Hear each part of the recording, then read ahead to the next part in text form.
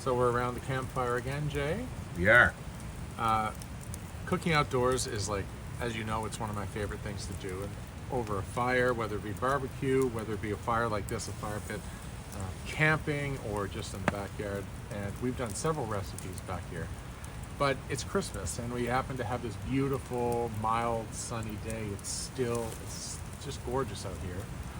But we're a couple weeks away from Christmas, and I sort of thought it'd be fun to do one of what I think of as a great Christmas recipe, and that's something to do with lobster. Now, all my life, I've loved to make risotto. I would say it's probably my signature dish if I looked at the last 25 years of restaurant menu writing. I've always had risotto. I love making it when I cater. 80% of my clients want me to make risotto. And I've traveled a lot in Italy, in northern Italy, especially Piemonte and Torino, where it's sort of the land of risotto. And this dish has become one of the signatures, and it's a lobster, sweet pea, leek, and pancetta risotto. And I've done this various versions, sometimes using smoky bacon, sometimes using mascarpone cheese. But this is kind of a really fun way to do this. And lobster is so expensive. We were just talking about how crazy expensive lobster is. Crazy. And it, Mom, coming from Cape Breton, she comes from that generation 75 years ago. She was being sent to school with lobster sandwiches and embarrassed to do so because they were ground feeder. It was just like the world's worst thing you could give a kid for lunch. Yeah. And now, peanut butter, and you can't even take peanut butter anymore, but you know what I mean? Like, it's a different... The rich kids had peanut butter and jam. Exactly. Yeah. Bananas, oranges, like things like that we take for granted. Now, lobster, even though we're from the Maritimes, is a real treat. So even more so at Christmas, even with the holidays, it's like, well, we want to have lobster because we traditionally had it, but now how do we do it? This is a great way to take a couple of lobster, which is still fairly expensive, but we can turn it into a really luxurious dish that tastes great, but I can feed 8 people off of this. Or make half a recipe and feed 4. So it's kind of fun. So what we're going to do is we're going to crack these little babies open. I just poach these standard salt water, like 12 minutes a pound sort of thing, a little undercooked, and that's because we're going to finish it in the rice. But we're going to take the shell, we're going to make a really flavorful broth out of the shells with all kinds of aromatic vegetables and herbs, and some chicken broth. You can use obviously a fish stock, or you can use a lobster bouillon if you like. You can make a lobster bisque by grinding the shells up and passing it through a sieve. I'm not going to do this. This is home cooking. This is meant to be gathered around a fire and do this in front of people while they're sipping white wine, and then you all share a bowl of it. That's what this is. So the first step is going to be clean these out, get the meat out, chop it up, and then we're going to get our broth simmering. So I'll do the cleaning first, and then we'll sort of maybe catch up. We won't show you all of the different yuckiness of the lobster shells. Maybe we'll do that on, what do you call that? Not slow-mo. What's the opposite of slow-mo? Time-elapse. Is that what it is? That's a tech term. Yeah. Well, let's time-elapse the lobster cleaning. Okay. To show how techy we are. All right. Here we go.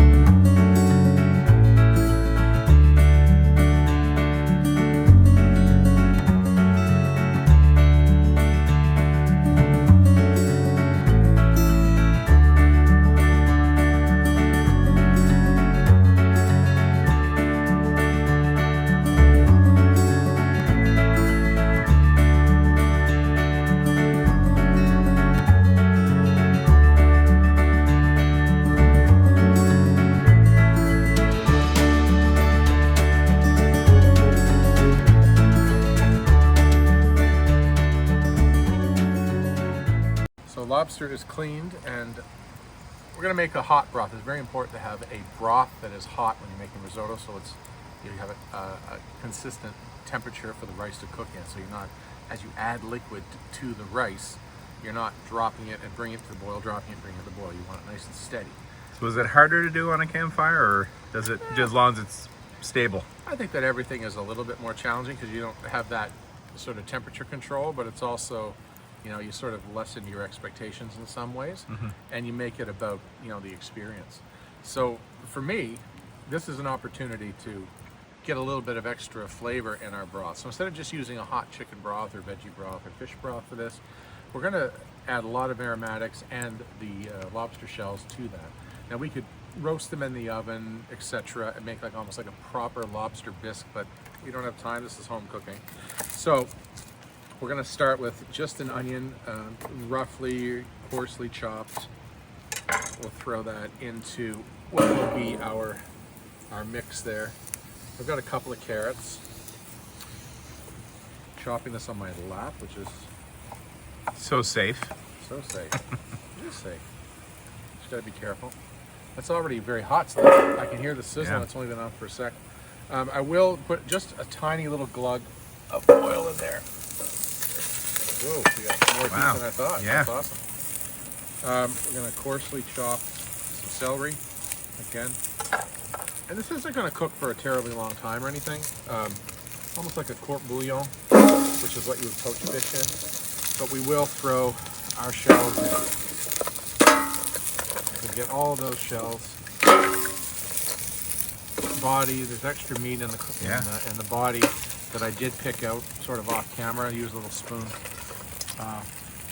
And you can even, of course, you can either throw them in or use as garnish, or you can cut the ends off and sort of pick the meat out of the legs on your own. So I remember when we were kids, we would do that at the end of the meal. You'd have all of the legs out there and sucking them like straws. And oh yeah, it's great. And the other thing is, I always think of that as the chef's treat, right? These are the types of things that we treat ourselves with. And we got to get some aromatics in here. I've got lots of thyme. I'm gonna throw that in. What else? I've got bay leaves. my gosh, that fire is hot. Wow. It's hot, but that's gonna be good. I'm gonna put a couple of cloves in, whole cloves, maybe 3. Is it a potent flavor? Is that why you only do a little bit?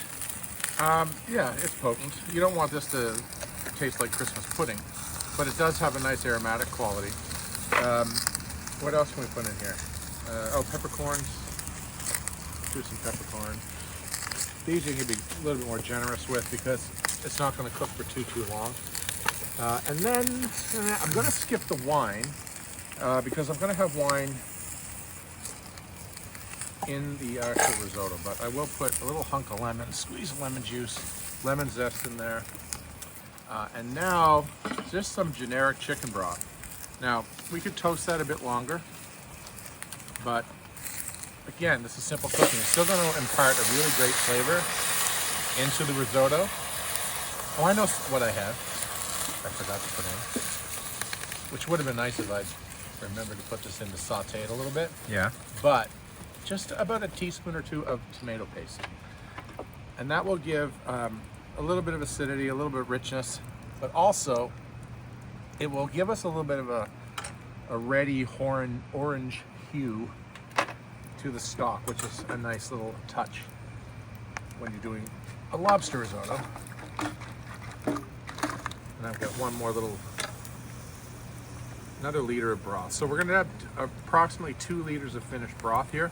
And giving us a 4-to-1 ratio is what you like for risotto. So we're gonna do 2 cups of arborio rice, or actually I have carnaroli rice, which is Northern Italian. Okay. Superfino arborio is just fine. But you use what you have, and I had that. So there you go. So this is gonna come to the boil, and we're just gonna let it simmer. And the longer it simmers, the more lobster flavor we'll get. You might have to replace it with water if it evaporates, because you do want that 2 liters of total liquid in the end. But we can always top it up with a bit of water. Okay. So that right there, my friend, is just going to simmer away while we get our risotto started. Boom. Hopefully it doesn't fall. Oh, that's good. Love using pancetta for this. It's not smoky. It's cured Italian pork belly that's been rolled, but it's not smoked. It is quite salty, so that means that we have to be careful with the salt that we add to this, sort of out of the mill. But we have to render some of the fat out first. We're going to use leeks. We're going to use a bit of celery. I am going to put a little bit of shallot in there. Celery is a very important part of this for that sort of aromatic quality in the back. We're not going to put garlic in this. You could, but for me, lobster and leek, they're all very subtle flavors, and I don't want this to turn overly garlicky. So a nice, what we would call, it's not really a brunoise, but it's a little smaller than a classic small dice maybe. Sort of lardon, but a bit smaller. You do have to be sort of careful when you add stuff like this. Sometimes I'll actually just take a piece, which I might do, just on its own. You taste it, and is it really salty? That is medium salt to me, which is good because that means it's not gonna go everywhere. We'll just start with a little bit of oil to lubricate the pan. That's olive oil. And then into our beautiful Dutch oven to the sizzle. And we do have to watch the heat. So how would you monitor it, but how would you adjust the heat to something like this? Lift it off the fire. Okay. Yeah. Now, I actually, just the sound of that right now, knowing that I have stuff to cut, there's enough residual heat in that pan. If I pick this up and put it on the rocks, that's gonna still render out really nicely. Okay. Just with the heat that's in the pan. Now I don't have to worry about it. I don't have to rush the cutting. This risotto is that's actually quite a relaxing dish. It's very social, very interactive, but it should be relaxing. I've got a coffee on the go here, but beer or a glass of wine if it's in the evening, it'd be awesome. Okay, so let's start with some more aromatics. Again, you want to fine dice on this stuff, but it doesn't have to be perfect. So when you say aromatics they're almost the vegetables and the herbs that we're adding to the rice that will give it a complex flavor, give it a bit of sweetness, give it that aromatic herbaceousness to it. But they're not the stars of the risotto, right? They're not, the stars are going to be the lobster, the leeks, the sweet peas that we're going to finish with, and maybe to a lesser extent the pancetta. The pancetta's there, a little bit of a, umami sort of back flavor. Right, you could omit that if you don't want to use pork. I just really like it, but I also don't typically like smoked bacon with lobster. I'll do it with scallops and maybe other seafood, but not with lobster for some reason.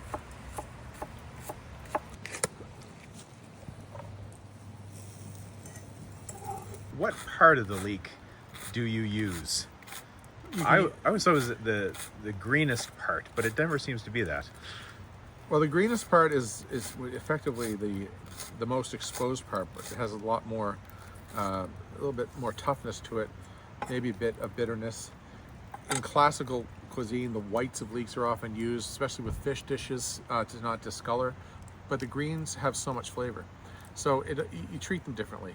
Greens make lovely braises and soups. In this, you could use a lot more of the leek, but honestly, the leeks that I have are this long, and we're making a smallish pot of risotto. Okay. So, but I would have easily taken any part of this leek. I don't want to waste any part of it. So, but this is going to be great for a lobster risotto because this subtle kind of creamy yellow color, with all the little flecks of green and then the lobster in it, it's going to look really attractive.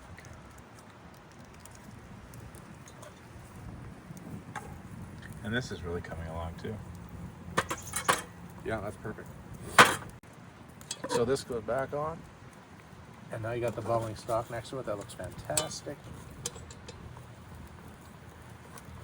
And how about this? Just gonna put a little pepper.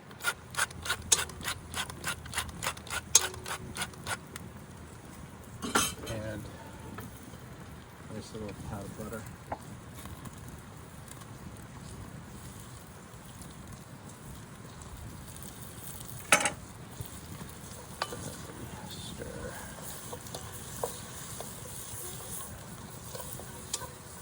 Smells so good. We were inspired by my earlier comment, and little brother went in and get me a cold one. A little refreshment. Yeah, so you can enjoy the process. This is 18 minutes start to finish for a risotto, typically. And we're at the stage now where our mirepoix and the pancetta is really nicely sweated down with minimal color. I did add a little pat of butter and some pepper to it. And now we're going in with the rice. 2 cups of rice. We're doing a creamy style, so I'm gonna need 2 liters, or 8 cups of stock, and that should give us a nice risotto consistency. You're gonna toast this, make sure that it get all those little grains get surrounded by the oil, the butter that is in that pot, and toast it slightly until you see a little bit of clear on each grain and a speck of white in the middle.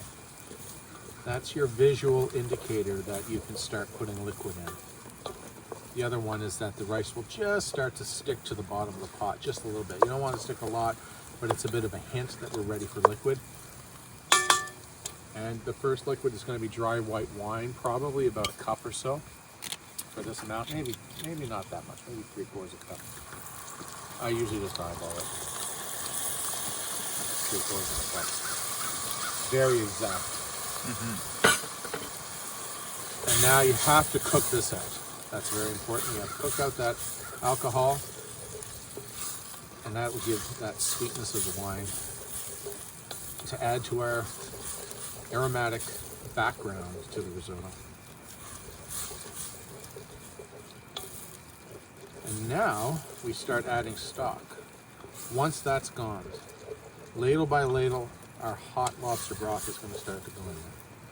And then we just stir and sip and chat and talk about risottos of yesteryear. Yeah. One of Mom's favorites. Yeah, this was actually Mom's favorite. She was more of a shellfish, like risotto, like she loved all of it, but my last book has a Epiphany risotto, which was a nod to Mom's favorite risotto that I used to make her. So you can see just very quickly here how all that liquid is gone. See? Okay. Yeah. Right? It's all gone. And if it's gone, then the alcohol's gone and all that acidicness of the wine. Now you just get that sweetness of the grape and all the qualities of the wine itself. So now we're going to go in with the hot stock. So we did put about a cup or so of water back into this, brought it back to the boil because of evaporation. It was pretty evident that this was boiling hard. So there's our hot broth.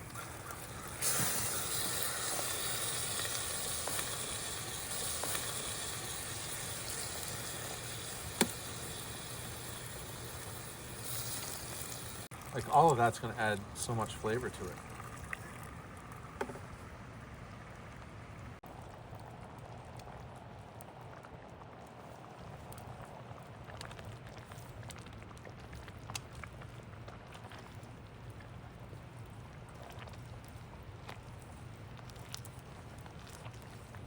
So this is the critical point. We are probably about 2 to 3 minutes away from this being completed. I'm going to actually take it off the heat. Just gonna move it closer to me. Okay. Beautiful. And now let's start adding some of the goodness. Our lobster meat will go in. I've even got some tamale there. So it was already cooked, and it was just gently cooked, but it will finish cooking in there. I'm going to hit it with some frozen peas. Yes, frozen. Nothing wrong with frozen peas. Use them all the time. Just stir that through.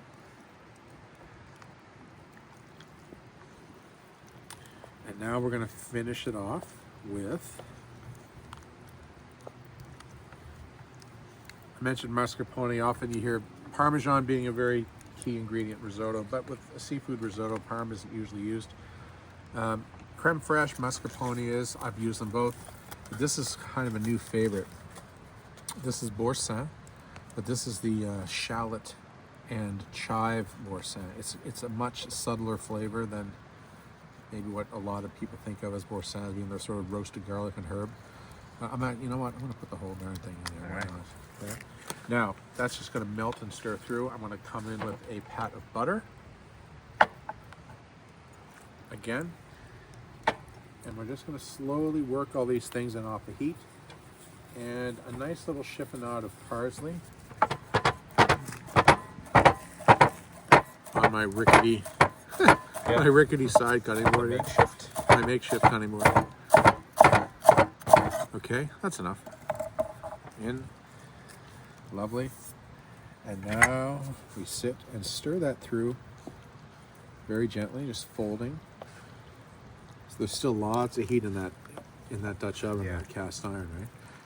Well, even those stones there. Oh yes, they retain the heat. Yeah. And this is bringing it all together, making it rich and delicious. Oh, that's good. But there is another step to this, which is quite important, and that is the final rest. We cover it and rest it covered just before we serve it for 3-4 minutes. And once all of that butter has melted, that's what we shall do.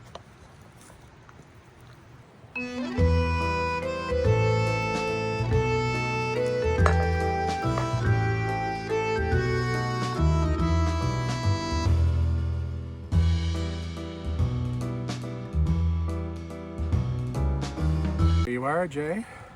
This is it. This is our festive Christmas lobster risotto with pancetta, sweet peas, and leeks, and it is one of my favorites. I actually put a little bit of micro arugula over the top. I love cooking with micro herbs these days. Is it all right? It is. We only put the lobster in at the end, so it's important to have that lobster broth that cooks into the rice, because it's really fortifying that flavor. Otherwise, you just get these little pockets of lobster meat. But the whole scent of this risotto is lobster because of that simmering broth.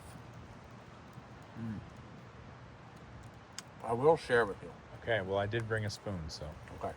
Well, this is lobster risotto for Christmas and holidays. Merry Christmas, happy holidays. Merry Christmas. And I'm sure we'll be out here during the winter again. Cheers.